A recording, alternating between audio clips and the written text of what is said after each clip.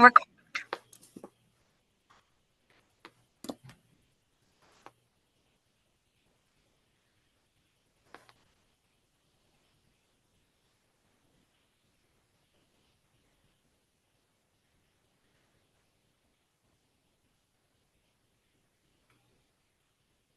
evening.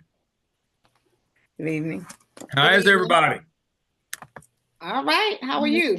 Good. Oh, I'm excited to be here. Let me There we go. turn some more light on. Hi, everybody. Long time no see, y'all. Hey y'all, how you doing? Good. Good Good evening, Dr. Lamb.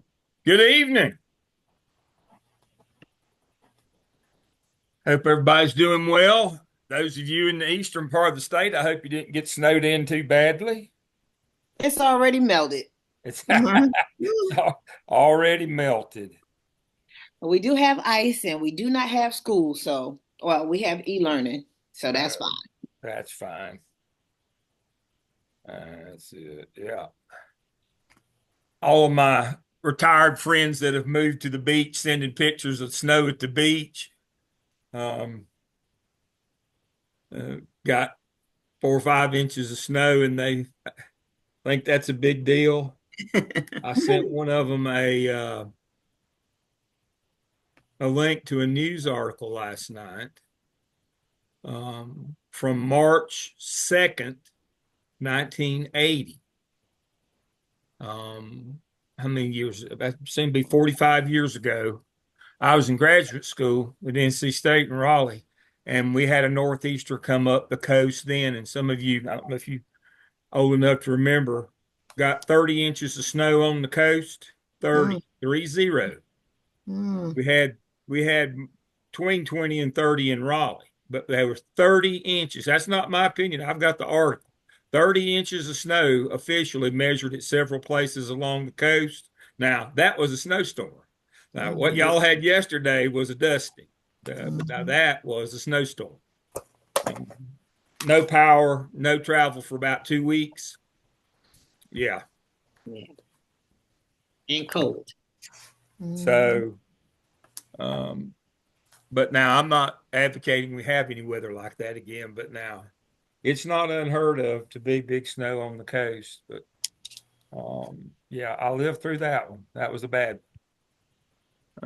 Lordy. But I'm hoping everybody's safe. I'm in the I'm at the little house tonight, the Western White House, as I call it. I'm in Lake Lure. My wife's at home in Lake Norman. They got about 2 inches of snow last night. Most of it, unfortunately, was ice through the Piedmont. We have snow flurries here every day or two, but nothing major here. This one missed us. It didn't come across the mountain. It came up the coast. So nothing to worry about here other than it's just miserably cold here all winter. And so they keep the road salted around here. We don't really worry too much about it, but not like the coast. I noticed a couple of you are from Harnett County. One of the years that I was in graduate school, I lived in Celebrity Springs, not too far out of Angier. And I noticed, Jeffrey, you're in Harnett at the high school there.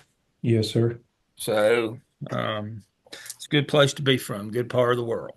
And so know a lot of folks in that area still. Hadn't lived there in a long time, but still have a good many friends in that area.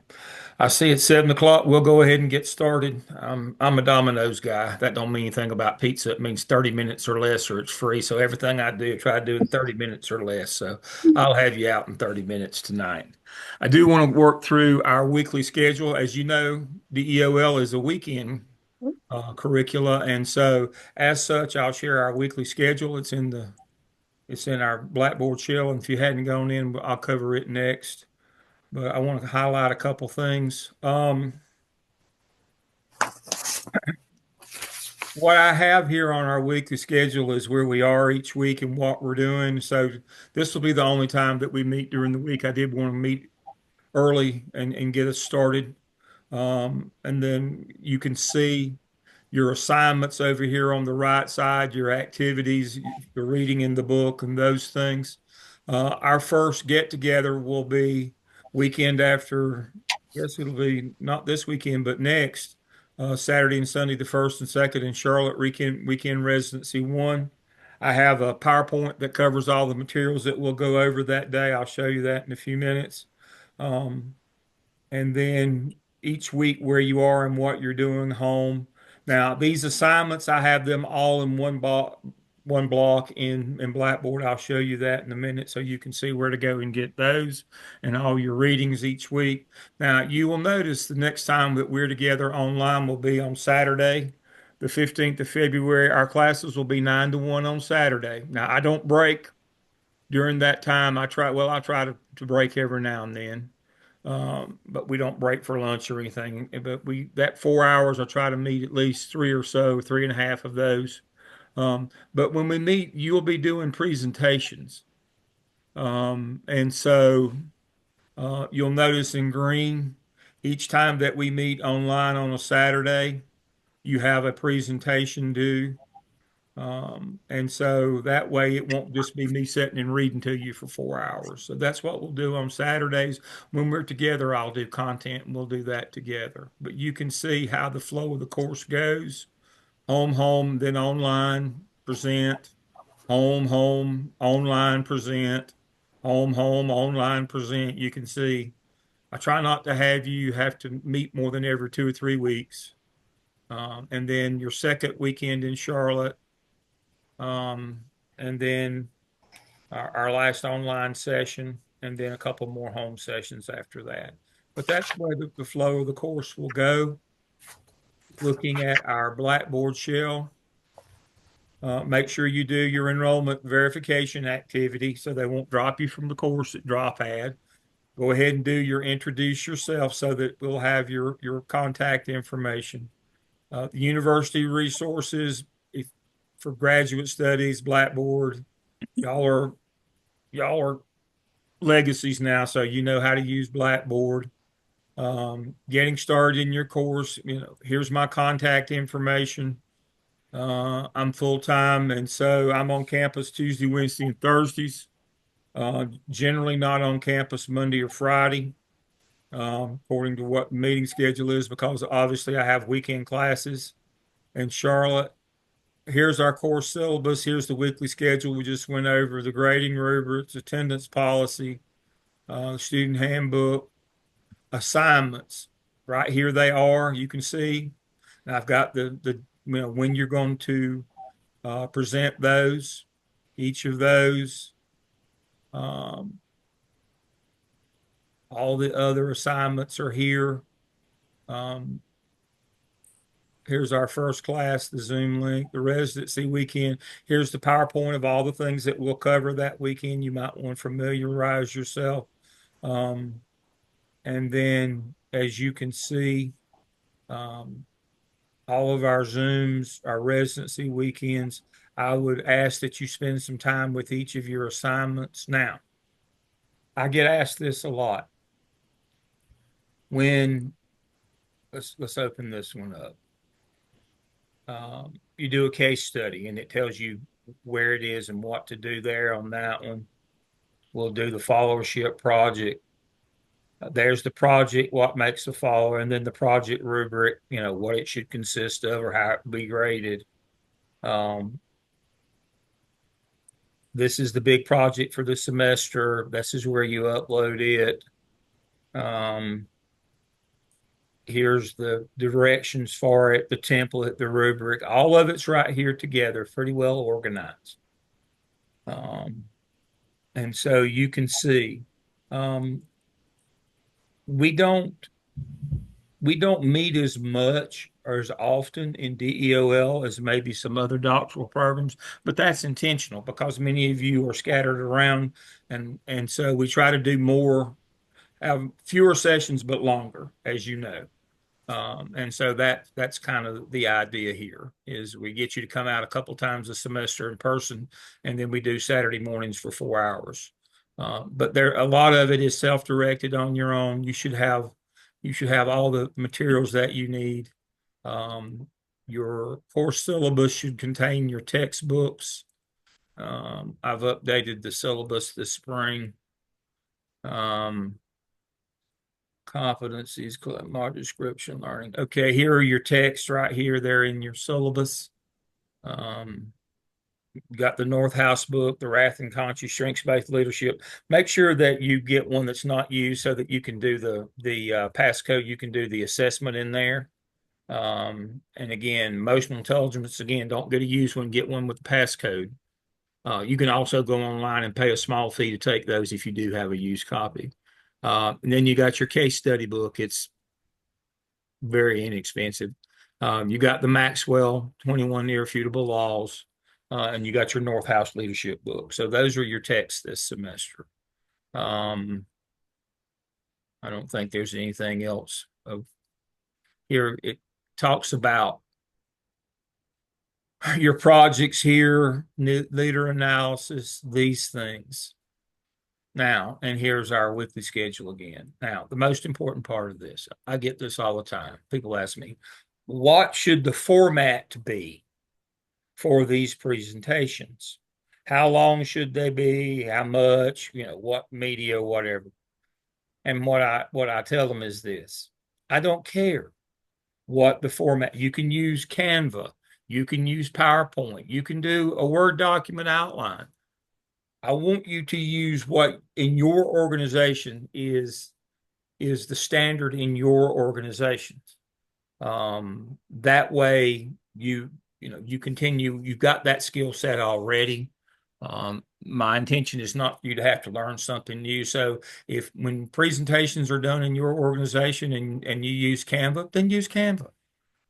If your organization uses spreadsheets or uses PowerPoints, then that's what you should use. Or if you use outlines, whatever is the standard in your organization is what you should use. Now, having said that, there is one important piece to it. It better work. I don't care what you use as long as it works. But when we come online and it's your turn to present and you can't get it to work, that's not good. That shows that makes people question your leadership. I was in a meeting recently, and I just couldn't resist. One good thing about being old, I have no filter anymore. I don't know that I ever had much of one, but I definitely don't have one now. And so the person who was supposed to be the leader of the group got up and tried to do his presentation, and he couldn't get the technology to work. And I said, if we only had somebody here that was supposedly an expert in instructional technology, and that was supposed to be his role. And so that makes people question your leadership, your competence, your ability, if it's your turn to present. Jeffrey's in the school business. Last night, my group is a group of central office people. I've got a 738 class in head leadership. And I told them, could you imagine, and Jeffrey knows what I mean, if you went to the board meeting and they asked you to come from your high school, representing your high school at the board meeting to do a presentation and you couldn't get your PowerPoint to work. That would not go well for you. If you're in the central office and you're presenting to the board, or if you're presenting to the public and your presentation doesn't work, after that, you're pretty much done. I don't care how brilliant you are, how good if you can't get it to work first time, every time, you get labeled in our business. Your success is based on two things in the world of work: your intelligence and your conscientiousness. Conscientiousness has about 5 different factors: being planned, prepared, making things work, being competent, being on time, being responsible. Those kinds of things. People will not follow you if they can't depend on you. I don't care how smart you are, how well read you are. Leadership's not something you can read about. You have to grow and develop into it. I've not learned much. This is only my 46th or 7th year in the business. But one thing I have learned is if your technology doesn't work, you can't lead people. Now, if you want to use something simple like a Word document, that's fine with me as well. Whatever it is you use, make sure it works. I have the same problem when people show up to defend their proposal or their final dissertation. And I say, did you bring it on a thumb drive? Well, no, I, I have it in a cloud drive. What were the directions? Well, I thought it was, don't think you're hurting the team. Stick to what you're good at. That's like my position coach told me in college. We don't need you to think. What we need for you to do with your head is when the tight end comes across the middle, we need for you to put your head in his ribs. You're the outside linebacker. That's what we need for you to do. Don't think you're hurting the team. That's what we're talking about. Can you follow directions? Can you make things work? You're going to have to, now you will get the opportunity to defend virtually your proposal, but you'll have to come to the campus to defend your final dissertation. When you come, if you're not prepared and you're not planning, we can't get your stuff to download or to work. I mean, the simplest is the best. Bring it on a thumb drive. We'll stick it in the USB port and off we go. I don't have to worry about 1,000 different passwords. You sign into this account, update. No. You show up, and when it comes your time to defend, if your stuff's not ready to go, then you get to go on the schedule for another time. You get to make a second trip. It's a lesson. It's a lesson in life. All right. This time, as Forrest Gump would say, that's enough about that. All right. Questions you have for me about how the course works? Who do you have coaching your dissertation session this semester? Dr. Bull. Dr. Bull. There you go. Take notes.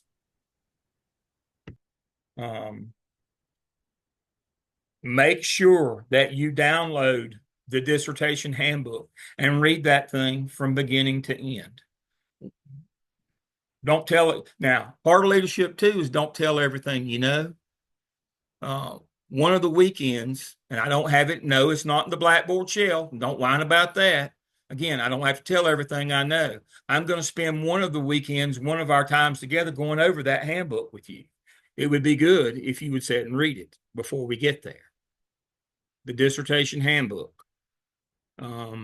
It's in the materials. I'm going to move it to the top of the list in our Blackboard shell to make sure that you can get it. I need for you to know, if you understand the handbook, all the different requirements, the page links, the chapters, what the process is, the committee, and all those things. Because the one thing that I do doctoral work. That's all I do is doctoral work. And one of the things that you really don't want to ask me is, what's my next step? If you ask me that, I'm gonna assign you some long, boring, nonsensical task that you have to do that'll take you another, it's about a 1 month penalty. You need to know you need to tell me what's next. And one of the things don't ever get involved in dissertation. Well, one of my classmates said this. Oh, that will not go well for you. Dissertations are singular events. Anything that your classmate is going through has nothing to do with you. We can do group projects. We can work together as a cohort, but when it comes down to it, you can have a support system, all those kinds of things, but it's a singular event. Don't gauge yourself or try to leverage your position using somebody else or what they said or what they went through. Well, so-and-so's ready to defend. How come I can't defend? Well, and don't ask, well, how long should this take me? I don't know. I know how smart I am. You're the one in question. I can't answer those kinds of things for you. Don't get into that comparative business about dissertation. Do the work. Read the handbook. Know what's going on. Do the work. If it says it's got to be 100 pages, how many pages does it have to be? It has to be 100. If it says your chapter 2 has to be 30, then how many pages should your chapter 2 be? Should be 30. I had somebody send me a proposal the other day. It had 20 pages in chapter 2. Why has it only got, well, I didn't know. Yeah.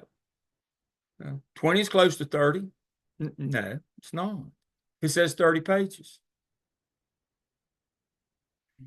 I've been emailing back and forth for the last 2 hours with one who's trying to get finished up to defend on his chapter 4. Why do you keep sending me this and it's incomplete? I told you what you had to do. Well, I'm about out of gas. And life's hard, then you die. Um, you got to do the work. It's not about time, it's about talent.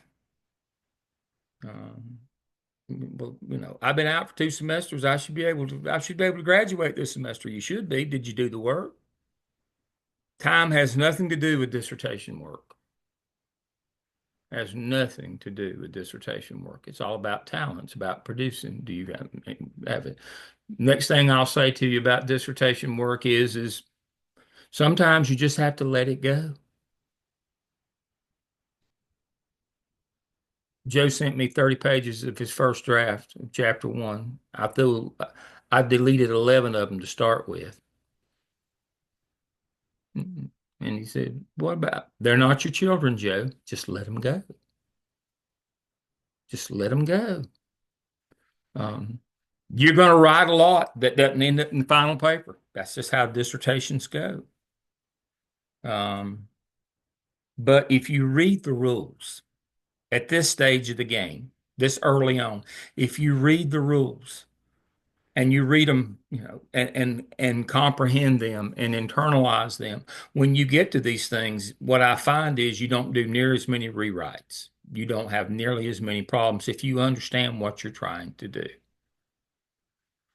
And so I will spend one of our sessions on dissertation, and I'll go through each of the 5 chapters. And so hopefully, if nothing else this semester, my job is to lead you through the understanding of a dissertation, what it's all about, what it actually takes to write one, um, so that we can get you out in a reasonable amount of time.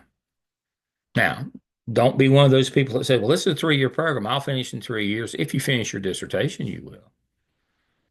But just because you've done 3 years of coursework doesn't mean you'll graduate. You won't graduate until you do your final defense of your dissertation.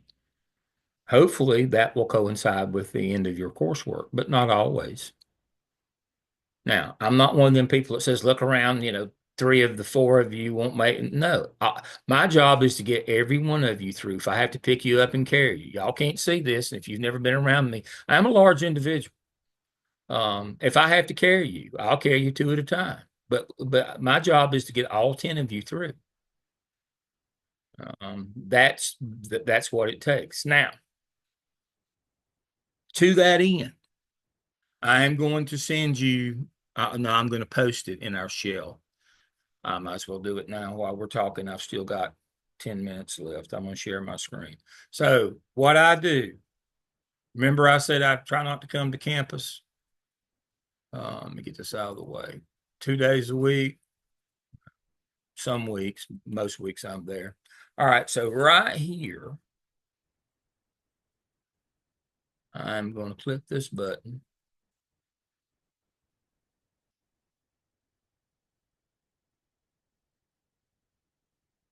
All right, you see this spreadsheet? You notice that every Monday from 9 a.m. to 5 p.m., I have times that you can schedule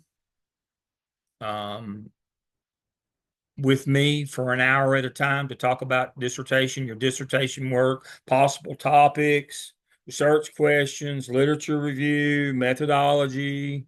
I am a methodologist. You can see, and then I have evenings, Wednesdays and Thursdays, from 6 to 9. I have times when you can book a time with me to talk individually. Again, dissertations are singular events. You have a class that's teaching you some skills, but this is for you to get to talk about you and what you like to do. So I'm going to take and copy that link.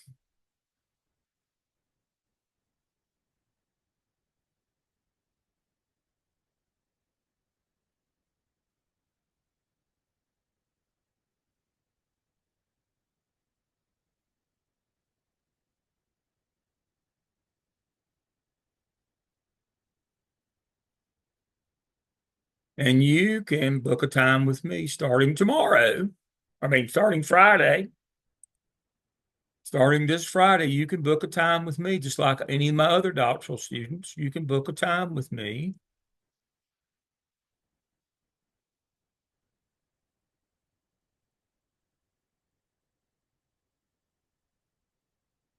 Right there. You can book a time if you want to talk about dissertation, if you want to talk about, possible topics, what a dissertation is, anything dissertation related. You have a link to an hour of my time that we can sit and talk about it anytime you want to. You just pick a time and sign up. And the Zoom links are right there on the sign up sheet. And so if you're confused about something, if you don't understand the terminology or what it means, that'd be a perfect time to do that. And so we still got 7 minutes left.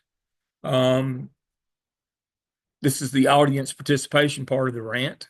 Anybody have got a question up? All right, Tim, that's what we're going to. Tim, you got a question? I do, yeah. So in the syllabus, it mentions us doing the strengths quest assessment.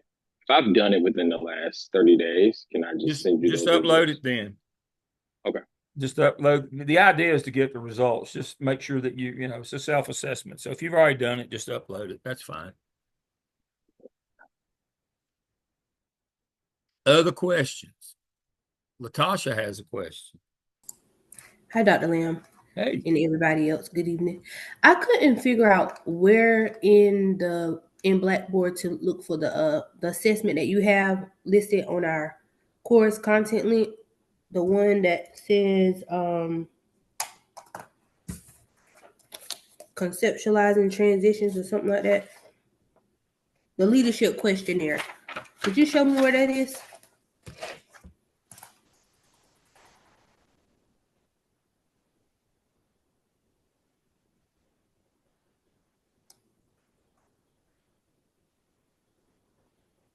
Okay. Thank you.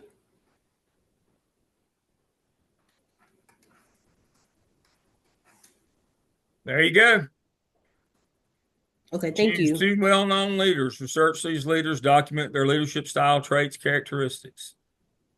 There you go, right there. Thank you. All righty. Have y'all done any work? That's a good question, Latasha. That reminds me of something else. Have y'all done any work with APA? Did y'all do anything last semester? Are they doing that with you? APA 7? Good.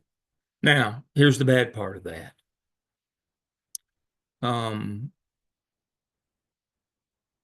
I'm going to say something, kind of completely dumb here, because that's kind of what I do. APA 7th is really good because that's how you write your dissertation, except in chapter 2. In chapter 2 is the literature review in a dissertation. And one of the things that they're really, really, really, really picky about at Gardner Webb is that you don't put any personal opinion in chapter 2. Everything has to be sourced. Somebody else said it.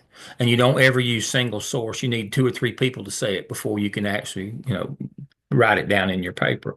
One of the things that people get confused about APA 7th, because you're writing in first person active voice rather than third person passive like we used to write dissertations, is they think that they can that means that I can put my opinion. I'm writing in my voice, first person active. Except chapter 2. Nothing in chapter 2 can be first person active in terms of what you think or what you believe. You should never use I. It's not that we don't use it, that 7th. It's just don't write anything in the I did this or I want to do that or I think this. There should be no I in chapter 2. They get really, really, really picky about that. And let me see if I can show you something without showing you something. Hold one second.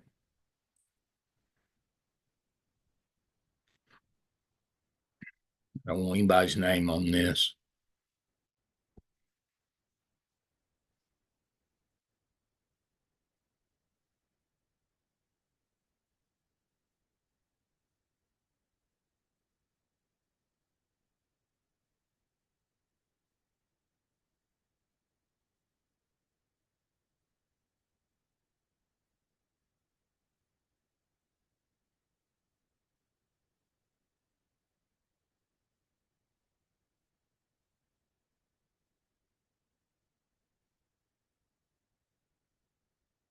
Okay.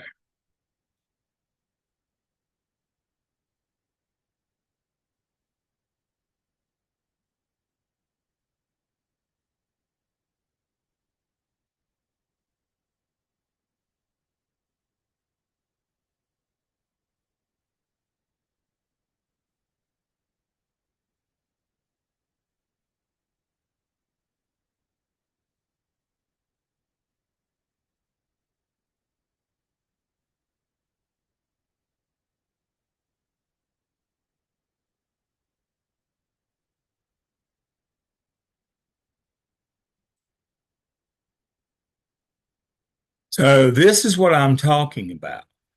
So when we submit a draft of your proposal, which includes chapters 1, 2, and 3, into the dean's shell for approval to defend your proposal, this is what happens if you've written anything in first person and used I or put your commentary or any of that stuff in it.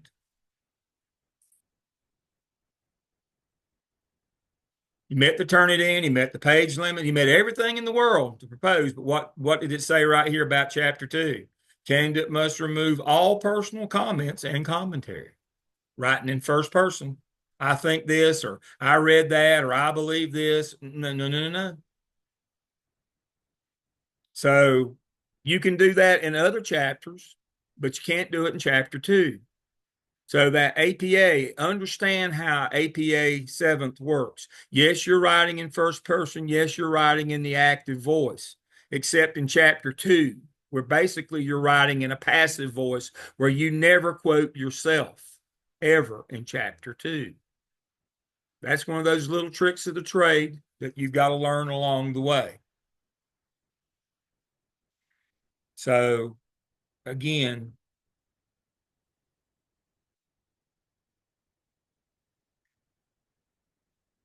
make sure that you have read the handbook, done your enrollment,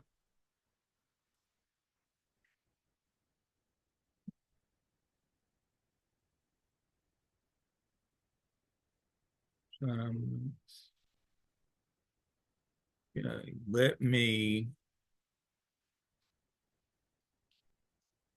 I want to get the latest one here.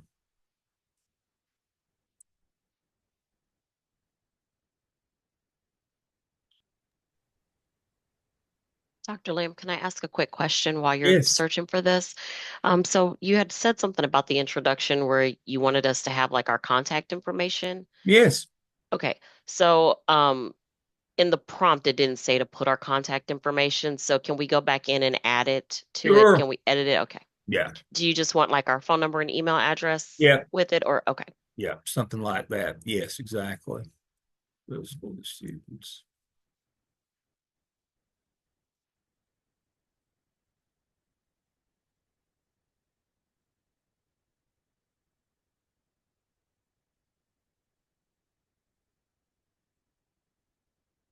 All right. Can y'all see that now?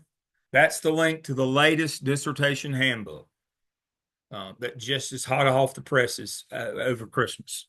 Has all the latest updates, has all these things in it. It's extensive. It's confusing. It's long. It has lists within lists. It has links to other documents. It would take about a month to read it from front to back. People say, well, why is this so? Well, because this thing is so long and involved. And so there it is. Make sure that you get started reading that. And then again, one of our weekends, I'll spend time. We'll go through all that, and we'll talk about the chapters. We'll get you where you understand. I'm about reverse engineering. This is where we want to. We'll break it down and work backwards. This is what a dissertation is, and we'll work back through it all. All righty. I see my time is up. Any other questions for the evening?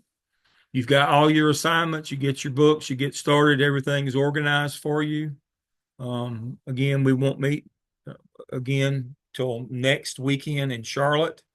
And so I'll bring coffee and pastries and water. And we'll probably do lunch on our second and last weekend. That sound good? I'll buy lunch, Jason's Deli.